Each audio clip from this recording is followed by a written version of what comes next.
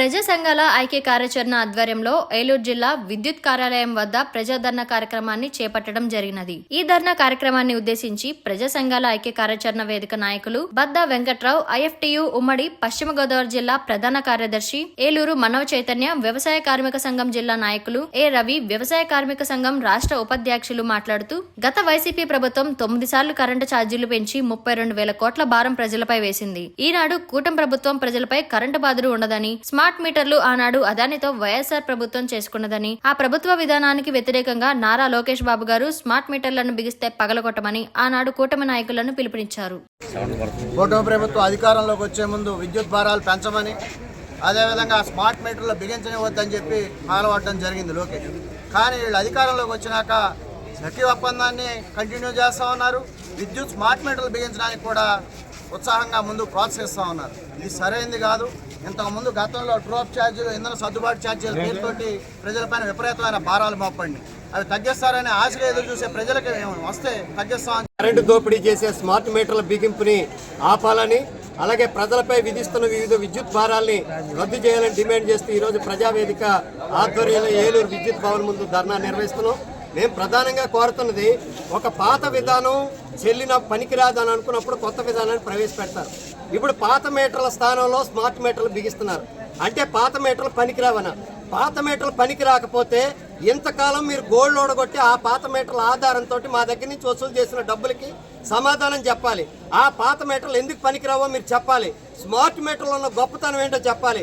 మీరు పచ్చి అబద్ధాలు చెప్పి ఈ స్మార్ట్ మీటర్లు మాకు అంటగట్టాలని చూస్తున్నారు. ఇదేమీ కాదు, మోడీ గారు చెప్పారని మీరు విని అదానీ గారిని లబ్ధి పొందించడం కోసమే మీరు ఈ స్మార్ట్ మీటర్లు బిగిస్తున్నారు.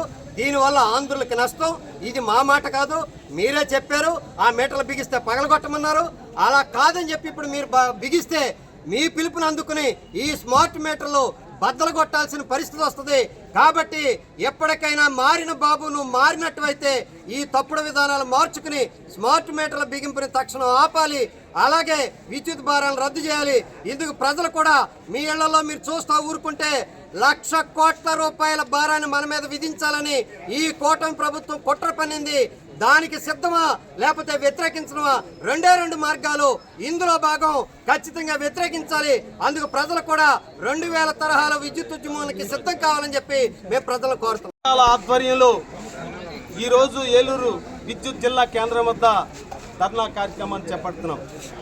నేపథ్యం, కూటమి ప్రభుత్వం, బాబు సర్కారు ఎన్నికలకు ముందు మేనిఫెస్టోలో ప్రధాన డిమాండ్ పెట్టి ఉన్నారు. ఆ డిమాండ్, ఆంధ్రప్రదేశ్ ప్రజలారా, వైఎస్ఆర్ గవర్నమెంట్ డ్రాప్ ఛార్జీల పేరుతో, రకరకాల ఛార్జీల పేరుతో ప్రజలను ఆర్థికంగా ఇబ్బందులకు గురి చేశారు. అదానితో ఒప్పందం చేసుకుని స్మార్ట్ మీటర్లు బిగిస్తున్నారు.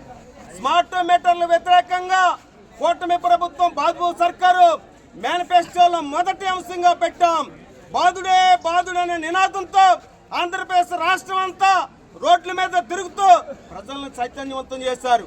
స్మార్ట్ మీటర్లు పగలగొట్టండి, విద్యుత్ ఛార్జీలు కట్టవద్దు, పెంచడానికి వాళ్ళెవరని చెప్పినటువంటి బాబు సర్కారు సంవత్సర కాలంలో బాధుడే బాధుడు విద్యుత్ ఛార్జీలు ప్రజలపై మోయలేనటువంటి భారం తీసుకొస్తూ స్మార్ట్ మీటర్లని గల్లి గల్లికి, పల్లె పల్లెకి, షాపుల్లోను, కొట్టుల్లోను స్మార్ట్ మీటర్లు బిగించే విధానాన్ని బాబు సర్కారు, కూటమి సర్కారు తీసుకొచ్చారు.